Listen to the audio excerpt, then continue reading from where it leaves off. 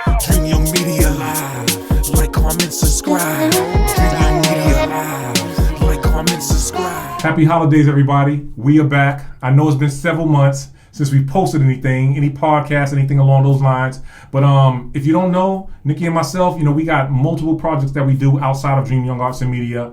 Not saying that Dream Young Arts and Media is not important, but we got to do what we got to do, So please forgive us for not posting as frequently as we should be posting. However, we are back now, and we got some new things in store for you guys. So, all right. So this morning we did attend Breakfast with Santa, where we were the honorary nonprofit of the year for their organization, where they were going to donate to a charitable organization, and they chose us. So we're very humbled and we're happy. And we want to thank St. John's Catholic Church here in Valdosta, Georgia. Yep. We want to thank KFC Women's Auxiliary. And we also want to give a big thanks to Knights of Columbus. Yeah. Knights of Columbus, and here in Valdosta, Georgia as well. So locally, we are actually, going into the community. We're actually meeting people, and we're doing big things, and we're so excited with all the people we've been meeting. So yeah, we've been doing some local work. Right. So it hasn't been on screen. It hasn't been something that we publicize, but today at the event, we were able to bless a lot of people with some free t-shirts, with free socks, free toys for the kids, and just seeing everybody enjoying each other, family, fathers, mothers, kids are coming up to us and just excited about what we're doing and what our mission is. It was just a fabulous event. So I loved it. Right. So did I. Yeah. And we want to thank Patty Martin and Don Martin and everyone associated with KFC Women's Auxiliary. And Michelle for all the graphics. Oh, Michelle's with Women's Auxiliary. Yeah. Right. Yeah, so Michelle did the flyers and everything. Thanks to Michelle, who completed all the flyers, all the marketing. So she did a great job. Everyone did a great job. Everyone volunteered. So this is mostly volunteer work. So everyone is putting in work on their time. Us as well. Yeah. And so one of our goals for now moving forward is to kind of switch up the content just a little bit. So we've been doing strictly podcasts, interviewing guests. That's video podcasts. And we also been, of course, having our podcasts on multiple streaming platforms. Right now, we kind of want to mix it up. So we're going to be doing some reaction videos moving forward. We're going to include some cooking videos as well. And we got some more ideas that we're playing around with, but we want to wait to kind of surprise you guys if that's going to be something that we're going to add to our plate. But right now, today, we're going to do a reaction video. We're going to react to a video that Nikki chose. I have not seen it yet, so she chose this, and she's going to surprise me with the whole thing. I didn't watch the whole thing, but I did watch majority of it, so he's going to be a little more surprised than me. Yeah. All right. But we're both going to be surprised of the outcome. And let us know if you guys enjoy content like this, if we should continue to make content like this, or if you have any other ideas on what type of content we should be making, give us those ideas as well. We're just trying to grow, so just help us with those creative ideas. So we're going to get into the video right now. So let's start from the TOP, and here we go.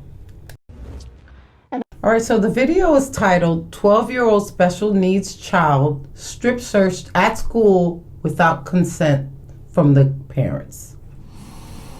That title alone is already giving me the EBGBs. It's already kind of giving me... I couldn't imagine. Yeah, it's just kind of already giving me a certain energy. Just a 12-year-old child of special needs being strip searched at school. Just that alone is enough for me to kind of get a little uncomfortable. But let's see what happens, guys. So check it out. The mother of a special needs 12-year-old boy says her son was strip searched at school without her consent. She says a gun accusation prompted school officials to strip search a 12-year-old child on more than one occasion. This happened at the Mount Pleasant School District in Mount Pleasant, Michigan. That's about 70 miles north of Lansing. Johnson says her son was diagnosed with attention deficit disorder. I have to stop this for 1 second. So this kid has been strip searched multiple times, right? That's an issue, because what happened when it happened the first time? What was the recourse? What type of discipline happened to those instructors or that school at that point? So I have that kind of question just More off the than rip. once. You know, honestly, I didn't catch that when I watched it the first time. Oppositional deficit disorder and depression, all conditions with attention deficit disorder, oppositional deficit disorder, and depression, all conditions, she says, that are documented in his independent education plan. Wow. The lawsuit also states Johnson has been a victim of racial harassment and bullying in his predominantly white middle school. As punishment after the strip search, Johnson was then sent to an isolated room, which is a violation due to his disorder. The family is now seeking $2 million in damages from the district. You know, I don't think any child should be strip searched, let alone a special needs 12-year-old. There's so many different issues with what's happening right here. One, it's happened multiple times. Two, why would you suspect this young child that you have his educational report? It's on record that he has mental illnesses. What would make you believe that he has a gun? And why wasn't his mother notified the first time if you thought that? I mean, there's just so many questions. But strip searching a 12-year-old child with or without special needs is never okay. It's never okay. You know, and being a parent, like, what does that do to the parent? What does that do to the child if that happens continuously over and over again?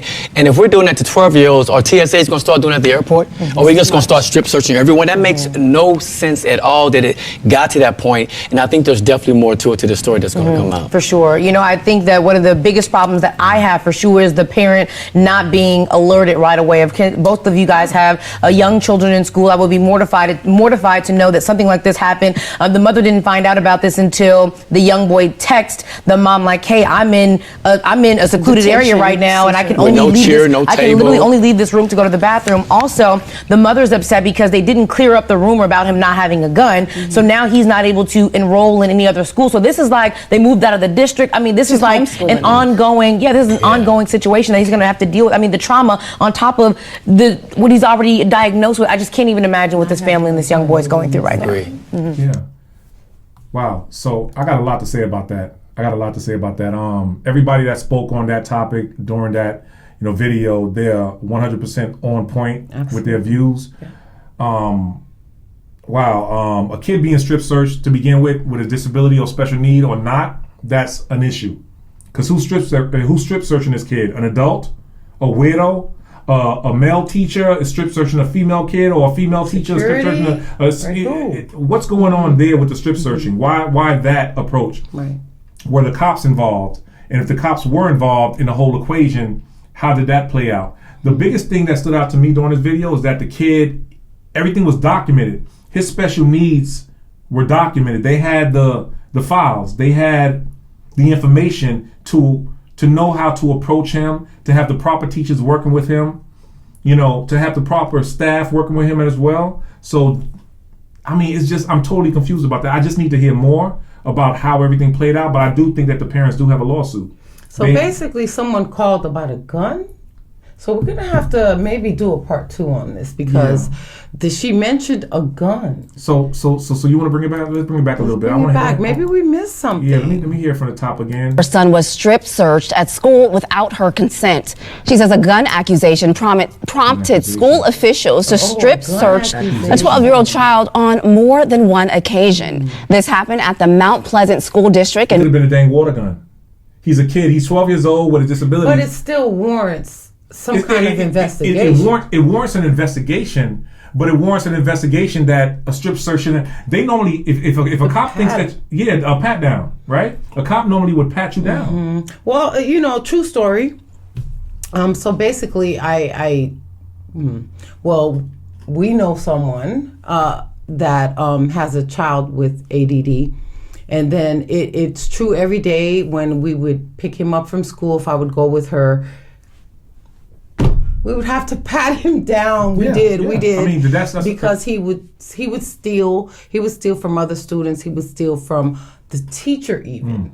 Anything he could get his hands on, he would steal it. And so before we let him into the car, or as soon as he got in the car, sometimes we would pat him down, and then we would find stuff in his shoes, in his socks, so I'm not saying, I don't know what I'm saying, but I get it because if he had a tendency to steal, Okay.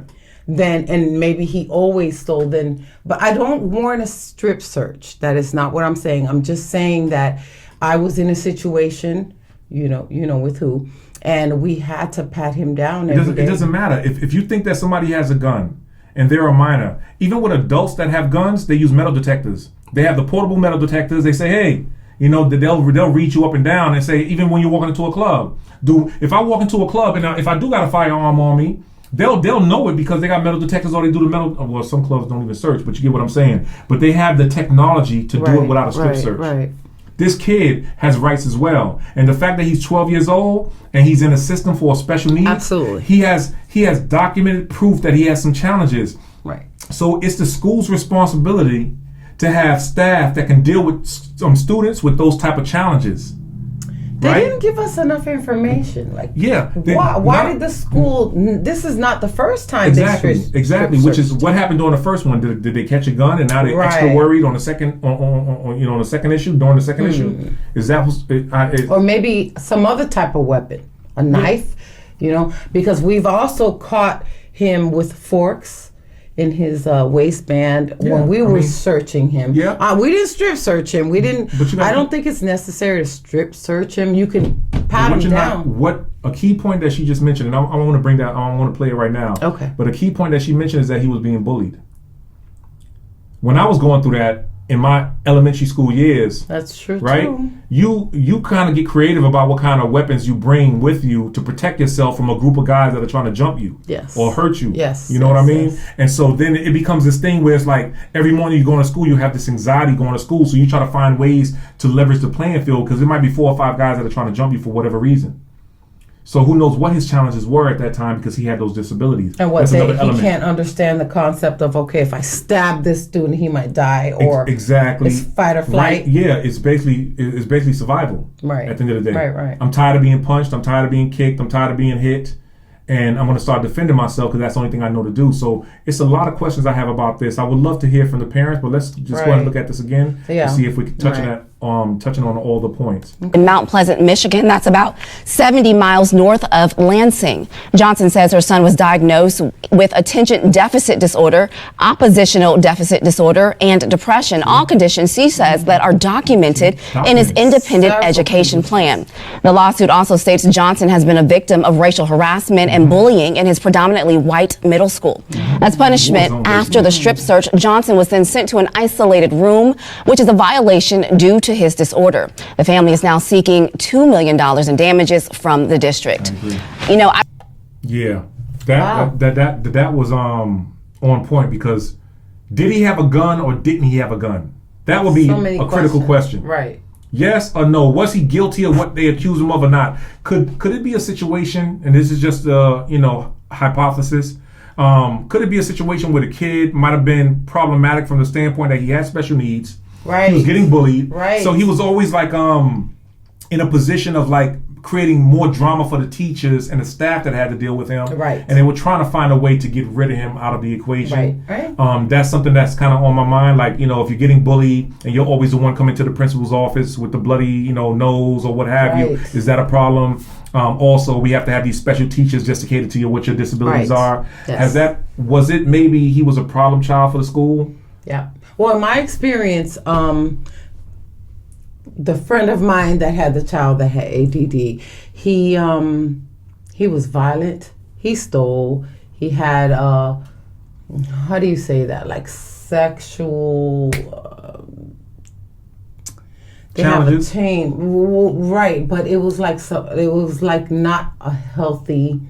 Yeah. So it was a couple things there, and then normally the fact that he was violent, he would bring forks, anything, butter knife, whatever we would find on him. So it made us believe that one day he would hurt someone. Yeah. So then even before he went to school, it would be a whole pat down. Of course not at the school, and sometimes we would have to. He got so good that we would have to do it before he got in the car, because once he was sitting down, we couldn't do his backside, and that's where he would actually put the stolen items or whatever. I get that, but it once again we already know that every disability kind of like it happens on a spectrum. there's some extreme cases and not so extreme cases based on the individual, right? So in that scenario, that might have been extreme for that particular kid who had that challenge, right? Because he was into criminal activity, he was into sexual activity, he was into say that he would steal his mother's underwear. Exactly. Anyone's underwear that he found, he would steal. That's cool, but we don't know that about this kid. Right. This kid might have been the best version of a person with a special needs. Well, I'm just giving my experience because it's similar, where he was a problem child. He was always getting in trouble. He was always stealing. He was always lying. He was steal food. He was steal. They would have to put locks on the fridge. I mean, I'm not saying he, steal. And then he was in therapy. He was on Medicaid. It was nothing. Basically, was I guess dissolving the situation. Yeah, I get what you're saying. However, that could be the situation with this kid. Right, but could not be. Could not be the situation with this kid. That's my point. Right. Is that I understand what that situation was. Right. And we know the history of that situation. So yeah, those things had to be done. But did this kid have history like that?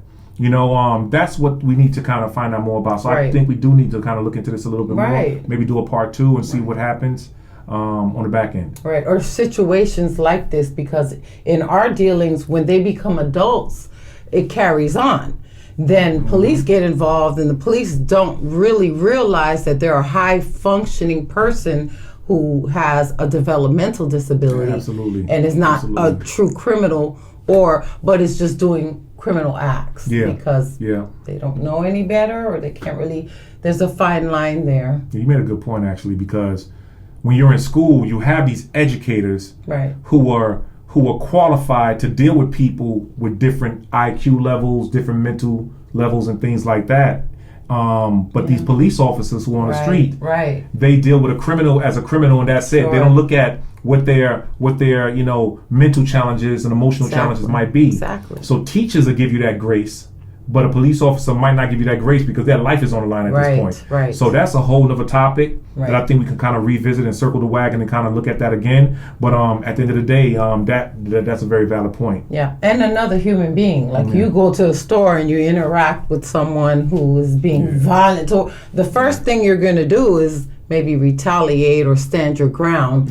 And this person has a developmental disability, and you and I, we know the traits, we know the characteristics, but a regular person out there may not be susceptible to just saying, oh, that person has ADD. I'm gonna just walk away. It makes sense. It makes sense. It's almost like when we was coming up, you were almost trained in your household. This is how you treat a woman, and this is how you treat a man, or this is how you treat your grandmother, and this is how you treat your mom. But in our household, we were never trained to say this is how you treat a person with a special needs, or with Down syndrome or autism, because it's so vast of a pool that there's no way to train any one person to know how to deal in all those scenarios. But we just have to look out for the cues.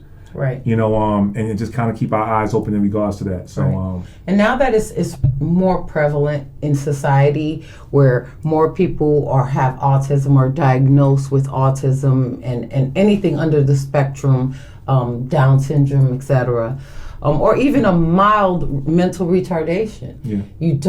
Sometimes you don't know that this person is mildly. Remember, you can't mention that anymore. Well, it's still classified. Disability. Intellectual disability. But scientifically, it is classified as mental retardation. When we get their support plan, it doesn't say it. That it says mental retardation. Yeah, it does. I understand what it says on the paperwork, but this is from their medical, their physician. Society prefers intellectual disability. Right? But yes, it is. The new term is intellectual disability. But when you get that document, that support plan, it does not say intellectual disability. It says attention deficit. It says mental retardation. It does not say just support plans that we've seen. Some states might be doing it different, but in Florida, that's been our experience. If you guys want to chime in on that, if any support coordinators out there, any service providers out there, if you want to chime in on what's being done in your state or your city, let us know. But maybe things will change moving forward. But that's kind of where we at. That's why we do what we do. Right. Because we're trying to unravel all the confusion behind the special needs community and why it's this disconnect from people who are not within the special needs community. Yes. So, and then when we go into the community with them and we have to go to their doctor's appointments, the first thing the doctor says is, oh, okay, so what is her disability, or what is his or her? And then we have to say exactly what's on the support plan. We can't say, oh, they're intellectually different. No, we have to say, okay, this is Asperger's, this is Down syndrome, this is mental retardation, and that's exactly. And sometimes when you're around them, you don't want to say, oh, they have a mental retardation, which is difficult for the person, the caregiver, or the person who's actually helping them, through life, or their life coach is what, basically what we were. So I think that was a good video. 12-year-old special needs kid strip search at school without consent. That, to me, they should have put him in a room, isolated him with a security guard on the outside of the room, called his parent, let the parent be on site and say, hey, we think your son has a gun. How should we proceed? How should we handle this with the parent's involvement? But they're saying that isolating them was wrong. You know that. I know. When they're isolated, they panic. It doesn't matter.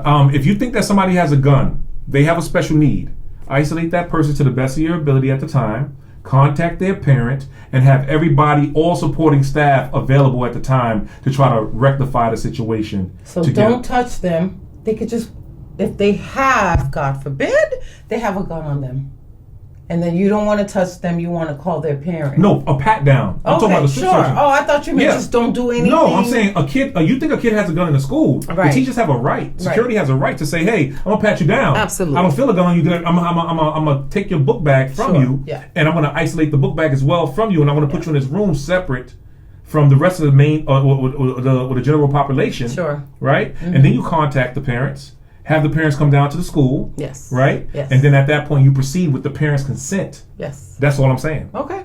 No, that makes sense. Yeah, absolutely. Yeah. Absolutely. So that's it, guys. This was like our first reaction video. I think it was a great topic. I think it's a great way to kind of like just express some of our internal thoughts about certain things that are going on worldwide. It's not just a U.S. thing. Obviously, it's a worldwide thing, and we're going to continue to try to bring you content like this, and to really make this conversation go further. I think having you guys chime in would be a plus. All right, and basically, comment down below. Comment, give us your thoughts about what you think. Do you think that they should have been strip searched, pat searched, whatever it is? Should the child have been secluded from everyone else, or should they have just been allowed to maybe be a quick pat search and go back? Just give us your opinion, your ideas, tell us what's on your mind, and we'll have a discussion. We'll be glad when we have our part 2. We're going to find out more, and then we can all engage in a conversation. 100%. Yes. Guys, if you want to support what we do, one of the main ways to do that is just subscribe to our YouTube channel. Yes. Follow us on social media. Make sure that you hit that subscribe button on YouTube. Make sure that you hit the bell so you can get those updates sent to you by email. And just share the word, share the videos, and share the content in general. So we just want to thank you for stopping by the YouTube channel with Dreamyoungmedia, and just have a great day.